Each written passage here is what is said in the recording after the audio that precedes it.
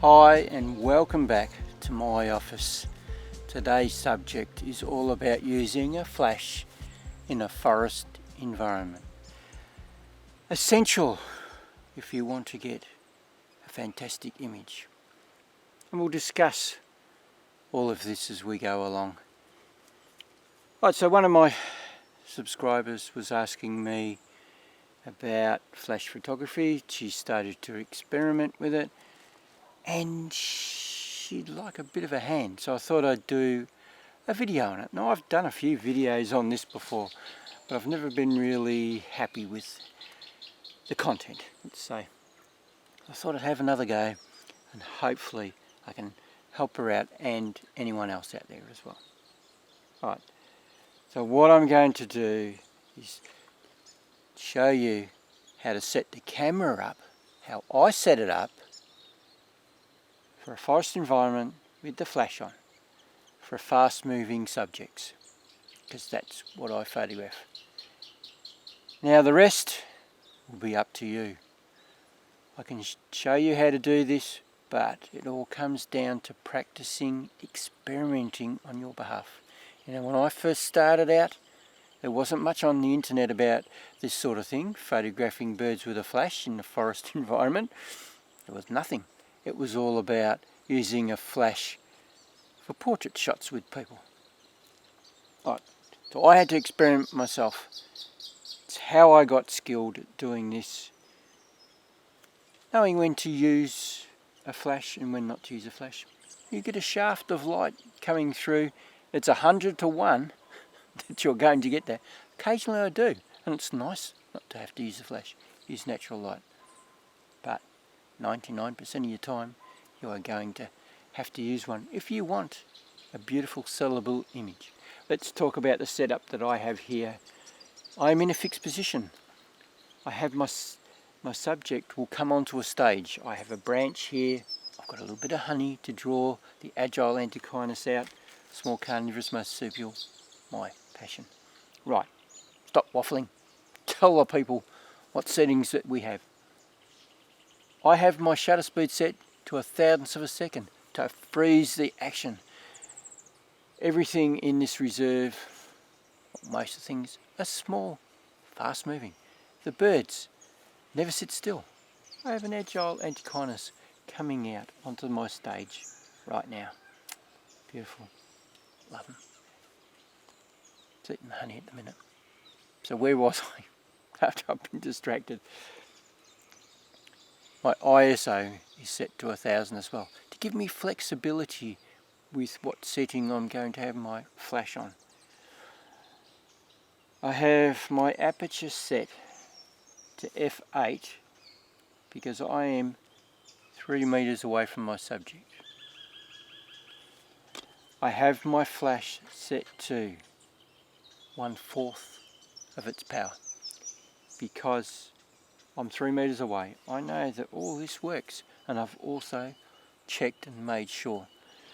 The branch that the agile is on, and it's still sitting there even though I'm talking, has some moss on it, which is a bit reflective. It's light green, but it is very reflective, so I have to keep that in mind as well as my subject. If I have too much flash, the tips of the hair get a little bit of aliasing. Birds flying all around me at the minute. There's lots of insects around here. Lots going on. Focus on the subject at hand. I also have my flash set to high speed curtain sync to cope or to link up with that fast shutter speed. That is the H with a lightning stroke on it, on a speed light for Canon camera anyway. That's how I have my camera set up. When we take a photograph, we can have a look at our histogram while we've brought the photograph up and have a look at it to check and make sure before our subject turns up that everything's going to be right. It's not going to be too bright. It's going to be just right. We have some highlights to worry about, so we're looking, just making sure that it's not going to clip, but it will tell you it is dark. It's going to be on the far left, on the dark side, and it'll peek out. There's a background. except for maybe a few highlights here and there from little rays of sunlight like I've got at the minute. Will be bright, but for the main part it'll be dark. And while we're talking of it, here's a few photographs to show that. And here's a few without a flash on. I have to expose properly, so if things are going to get blurry, subject's going to move quickly, backgrounds are going to be overexposed because my subject is on a dark area. So these are the reasons why we use a flash, to even out the lighting in a forest environment. Alright, so we're going to go for a wander now. My subject's back. I'm going to have to take some photographs of it. We're going to go for a wander soon, and we'll talk about being ready and having the flash set up and everything else for wandering around the reserve and something pops up out at you unexpected, and having the camera ready for that.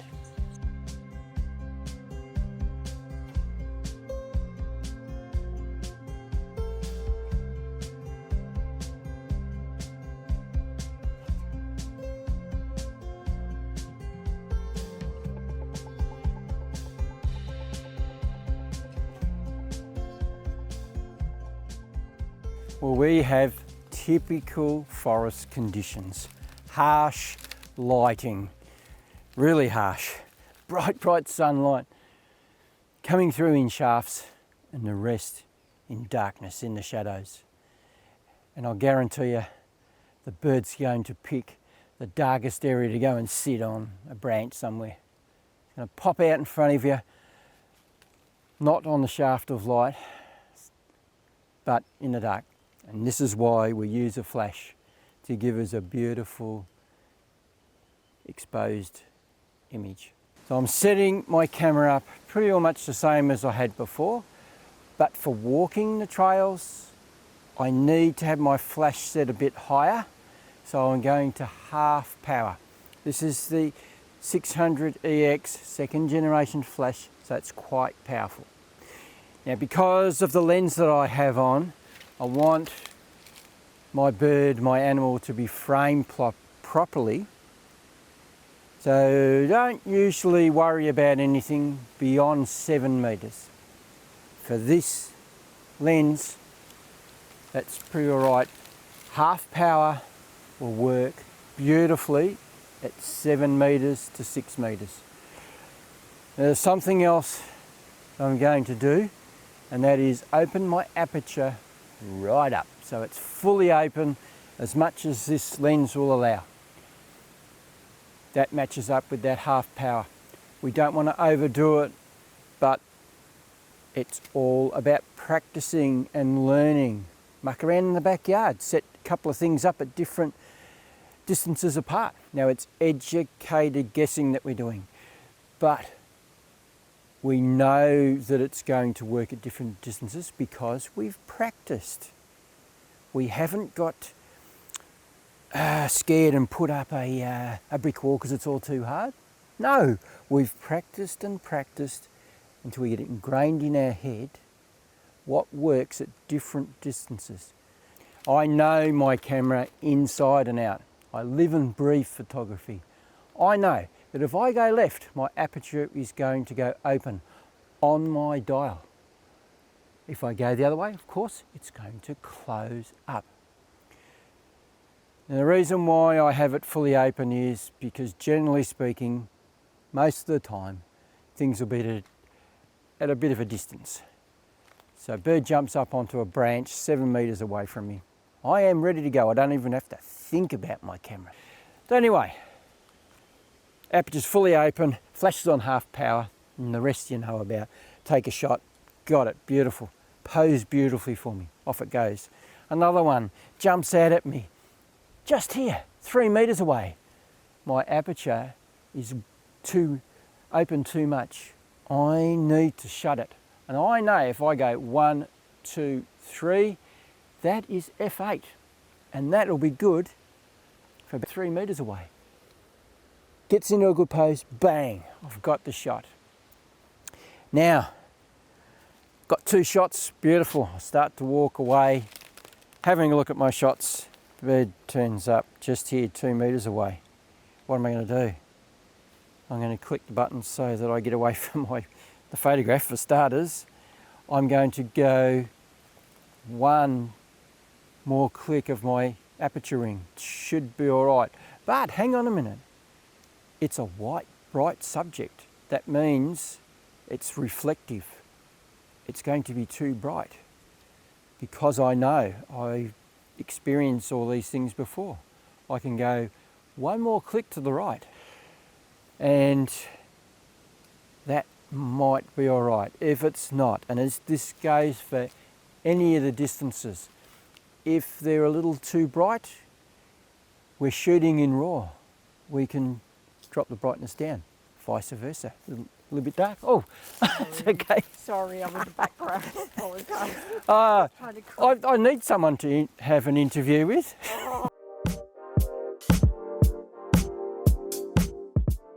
What happens out in the forest when you shove your camera out on the track? You're going to get interrupted because people walk through here, and I didn't see her sneaking up. But anyway, there you go. Embarrassing moments. So I was just talking about subjects being up close, and I was about to say, I think, if it's a bright object, something like a cockatoo, very reflective, feathers on it, the flash will be a little bit too powerful at that distance. So we have to come up a couple of clicks, cut that light down, hopefully enough. But we're in RAW, so we can tweak things, darken it a little bit, lighten it a little bit. So there you go. Right, so what we have to take into consideration as well, and this is what my subscriber asked of me. She took a photograph of a bird and the eyes were white, and she was asking whether she was using too much flash. Probably, don't know the circumstances of course, might have even just been the bird itself. Wait, maybe has a second eyelid or something, I don't know. Anyways, it may be that that's the case, that it's too much power. But it's learning, it's experimenting, educated guessing, because we've practiced hard. We've learnt how to do this. It's all ingrained in our brain. Now when we take a photograph of a bird, you always get a little bit of a flash on the eye anyway, but they're usually small little dot of white on that you get from the flash and from full sunlight. I'm just checking to make sure that no one snuck up behind me again. So even in full sunlight, you'll get that little starburst look on the eye. Adds a 3-dimensional look to your image as far as I'm concerned. So that is not a worry, but if it's big, yes, it will be a worry. If you're a bit of a Photoshop artist, it's not really a problem.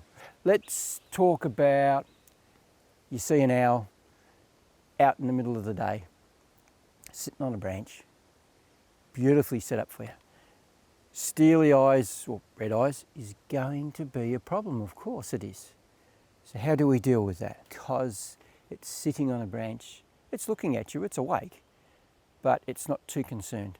This means we can get our tripod out and we can put our flash, if we've remembered all the gear, to go with that, to be able to put it onto a tripod, our flash, get it off the camera, get it on a slightly different angle so that we don't get steely eyes. Or if this is your thing, owls are your thing, and wallabies. You'll get heaps of wallabies in reserves, forests, even the kangaroos on the outside will all give you red eye because they're nighttime animals more than anything. They have big irises, and that's why you get steely eyes.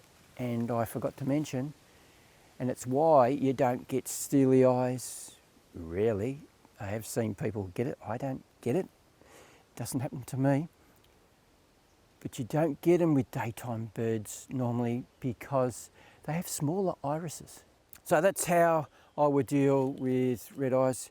you would need a bracket on the side, get the flash away from the camera. So it's on a slightly different angle to alleviate those problems. For me, I don't worry about that, putting brackets and crap on. It's not something I need to worry about. Well, that's how I go about photographing birds, animals in a forest environment with a flash on, in a dark and dim environment. Now let's just run over things so that there is no confusion about what I've already said. I'm in a fixed environment here. I have taken control of the camera's settings, overriding everything that the camera is going to tell me with the light meter. Even if it was on a spot meter onto that branch, the camera doesn't understand that I'm going to have a flash on. So it's not compensating for that at all. So we ignore it. We ignore the light meter because we have taken control of the camera. Now I'm powering my flash down at 3 meters away because I have that problem with the moss being a little reflective, but also my subject has that little bit of problem with aliasing on the fur, and I have to allow for that. So I'm actually underexposing a bit. I've done so many photographs, thousands of photographs. This is what works the best. It really does cut that aliasing problem down. I've tried diffusers and all sorts of things, but this works really well. Right, so when we're walking the trails, I am walking around with my aperture completely open. I'm powering up the flash to cope with the bird animal being at different distances when it just pops out at me at a moment's notice. Having my camera set up so that it is extremely flexible for further away and up close. My ISO is set to 1000 to give me flexibility with moving my aperture up and down. I have my shutter speed set to 1000 to freeze the action. Now when a bird animal jumps out at me at 3 meters away, I have that flash on half power. I have my aperture set to f8. That would be very close to perfect exposure. We're shooting in RAW.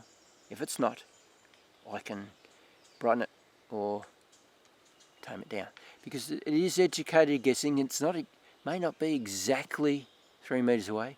It might be a little bit more, half a meter on or half a meter closer. So it's just that little bit of a guess. It's educated guessing. I think I should have everything quite clear now, and we'll move on to me saying, if you'd like to subscribe, click on the subscription button down below and you'll get notification whenever I do anything else.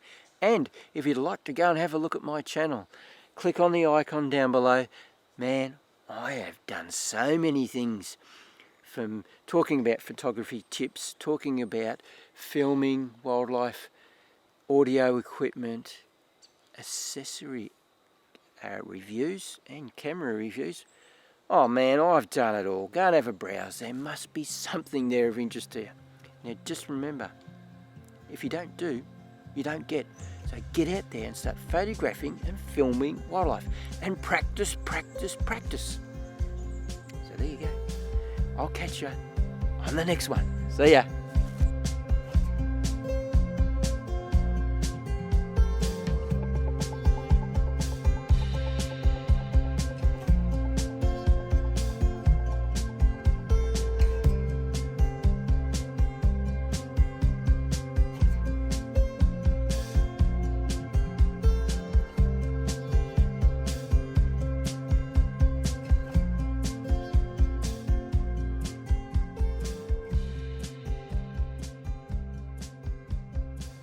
I want to see all the detail in the feathers of the bird and everything. I don't want any blurring. I don't want any arty-farty shit. Oh, there's always something that I forget. Hopefully my lavalier mic has worked this time. I think I've worked it out. Catch you on the next one.